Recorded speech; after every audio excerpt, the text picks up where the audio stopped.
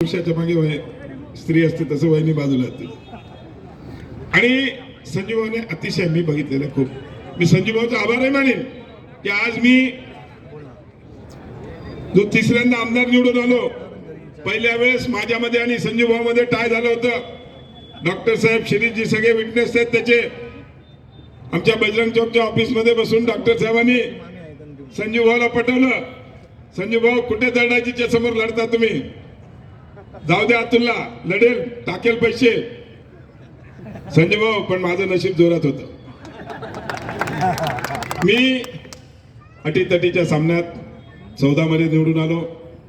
82 लोक पहिल्या वेळेस निवडून आले होते, त्याच्यात मी एकटा मंत्री झालो. डॉक्टर साहेब नशीबच होतं माझे. 82 लोकांमध्ये मलाच एकट्याला संधी मिळाली. दुसऱ्या वेळेस पण सरकार बनलं नाही. 2.5 वर्ष नंतर सरकार बनलं. अनिल मकरे मला रोज शिवाय द्यायचा, चला मुंबईला चला मुंबईला.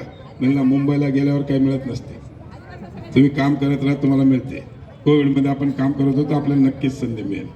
संजू भाऊ 9 लोकांमध्ये सर्वात ज्युनियर, फक्त 2 टर्म मला मी एकटाच होतो, बाकी सगळे 5 टर्म 7 टर्म 9 टर्म. पण मला मंत्रीपद मिळालं. 2 खात्याचा मंत्री मी झालो. मी जस्ट सांगू लागलो की तुम्हाला कंटिन्युअसली काम करायचं आहे आणि ही संधी तुम्हालाही नक्कीच मिळणार आहे. त्याच पद्धतीने पुन्हा आपलं सरकार